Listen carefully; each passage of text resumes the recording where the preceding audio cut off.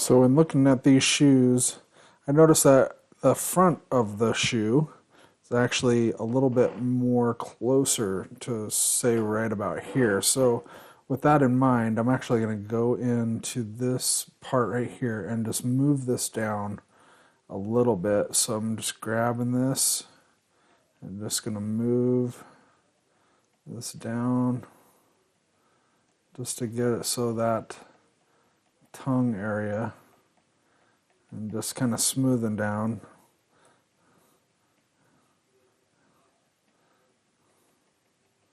Oops. Then also probably inflate this area a little bit. Inflate. And then move.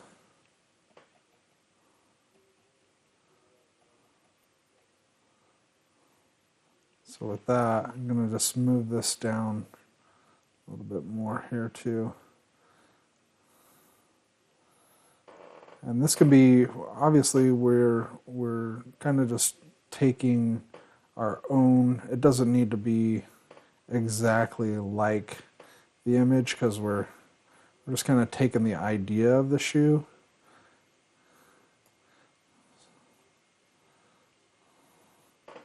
So with that, just moving this down a little bit. This one as well. And just light taps. Light taps makes little movement.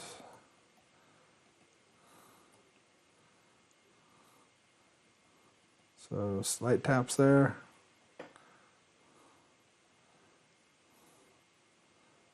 And then also I want this to be going up more rounded that way. And then move this one up.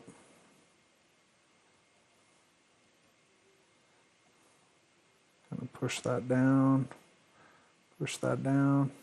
just so the tongue's underneath those.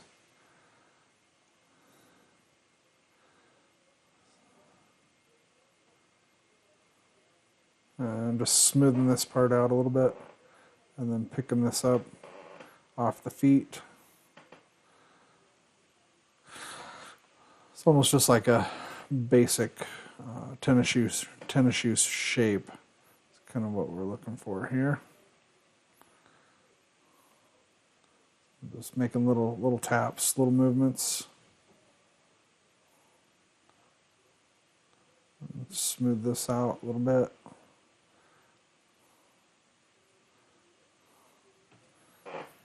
Alrighty. So I'm going to turn dynamic off. And we're just going to take a look and see what we can create right here. So with that, I'm actually going to just pull this point down a little bit right here. And then push these up just so it's a little bit more. Just kind of spread these out a little bit.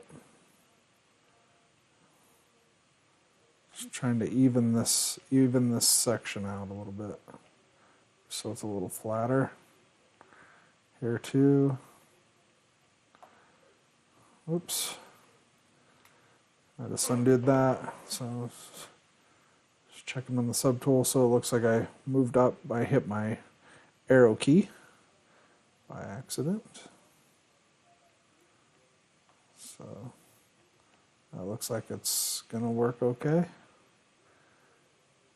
Just little adjustments here. Alright. And then turn on dynamic again, just to kind of take a look and see what we got here. Looks alright. So I'm going to turn off dynamic here. And then for here, I'm actually going to create a new polygroup around this whole loop and the bottom loop as well. So if we go to Z Modeler and hover over the face and polygroup, we're going to polygroup, polyloop, and let's see. Yep, that gives us a ring around the whole thing, and a ring around this one. Alright, then from here, we're actually going to hover over that face again, and then we're going to say bevel, polygroup all, and we're just going to bevel that out. Actually, not bevel. I'm going to try an extrude. So extrude polygroup all. And so just push that out a little bit. Whoops, not that much. So just a little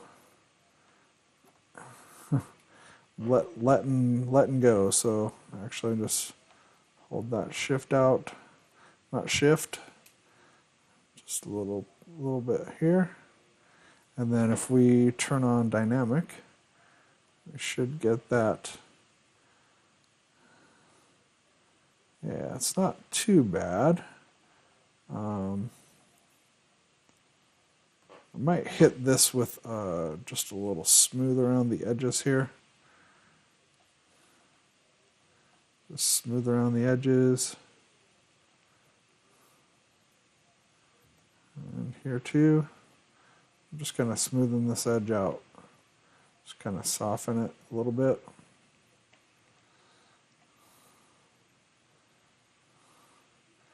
Just riding along the edge here.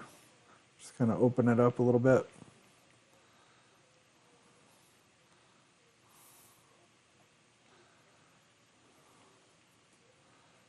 Just open up that edge. And we just get a nice little ridge riding along there, and also we get there's a new poly group there too, so we can color that. We can give it that black color if we want to. So to do so, we can just select that poly group, and actually, so if we just Control Shift on that poly group. Actually, we just want this ridge, so we're going to hide. Oh, because that guy is a different color. So this is the poly group that we want right here. And actually, if we just hit this with the hard paint, a hard paint brush from Shane Olson's brushes, and then if we turn that to, we don't want to use a complete black, just like a little off black, we should be able to actually fill the hole. So actually, the first thing we want to do is hit this with white and fill the object. So the whole thing becomes white, and then anything that we paint on top of now should be, so with the hard paint brush, and we should be able to hit this.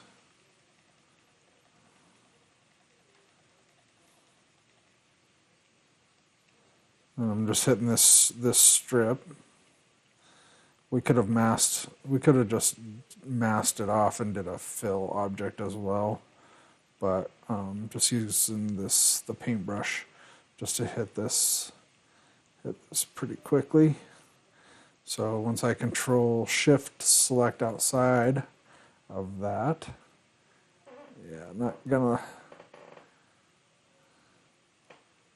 not really what I'm looking for right now. Probably we're gonna have to do that in texture. So we'll just undo. And just do a full fill with white, and just undo all that, and then I'm just going to fill the whole thing with white, and then we can turn dynamic, and that works. We'll probably just do that at the texture and not poly paint. So from here we want to add our little rivets right here. And we'll probably do, I don't know, maybe 4 or 5 of them right here. And so we'll add those. I'm going to actually just make a little small brush that I can use as a curved brush, and we'll just draw those on, and we'll see how that looks.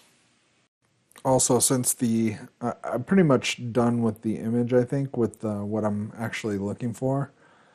Just kind of wanted to get a basic idea of kind of a shoe shape that I was looking for, and so with that we can actually go to hit Z and select the picture, and you can see that it's got an orange bar around it, which makes it active. Excuse me, and then we'll just hit delete, and we can select this one. This one becomes the active one, and say delete. And then to bring our guy back, we can just load a spotlight, which I have saved, which brings him back to the.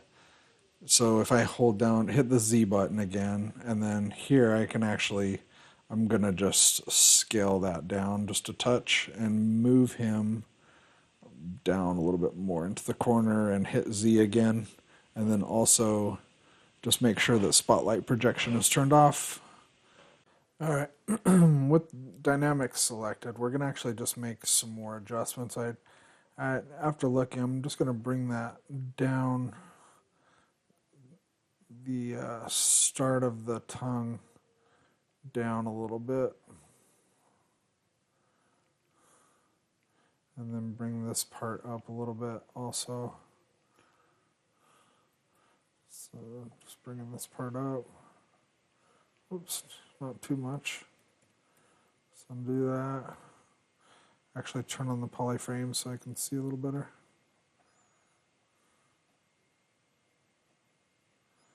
I want that above.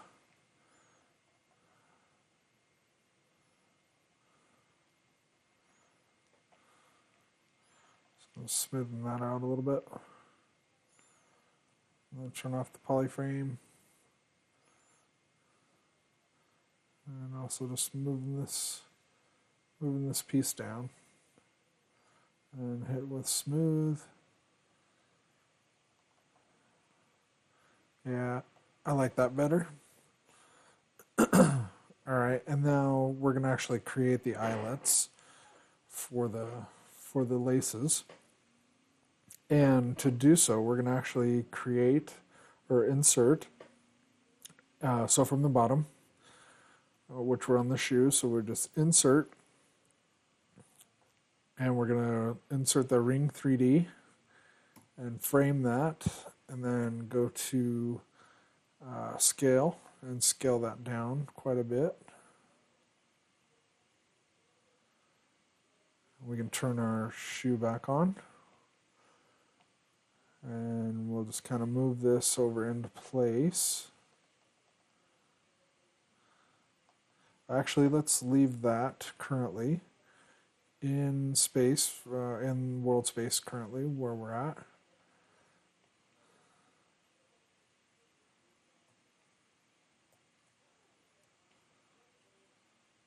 Alright, so I'm going to zoom up into it. And then from here I'm going to actually Control Shift, just clip curve, go about the halfway mark, and then also going to mask about right in the center and inverse that mask, and then soft, and then take the scale, and we'll also just frame that, and then I'm also going to go to unmask, so that's the little home button, or not the home button, but this guy right here. Go to unmask mesh center, and then I'm going to scale this out, scale it out, and then inverse the mask, and then bring this part down.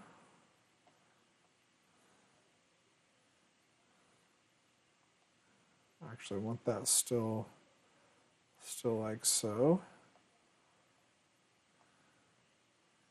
And that looks like it works for me. Actually gonna unmask and then mask down to here, and then revert and soften that, and then scale, and then push that guy up just a touch, and then inverse, and then bring this one up. So it gives it a little bit more kind of the ring eyelet look. And then from here, I'm actually going to move it over into place. And kind of place it on scale.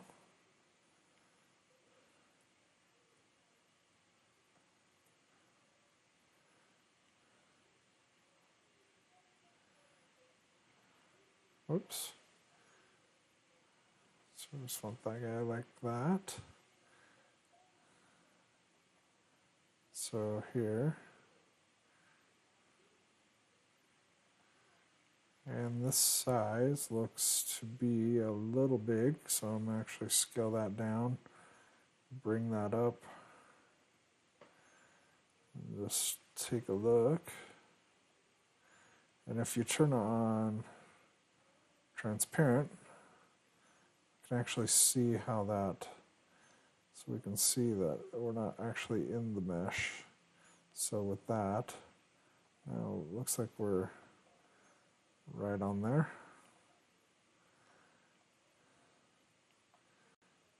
Then from here, actually I'm just going to keep that how it is right now.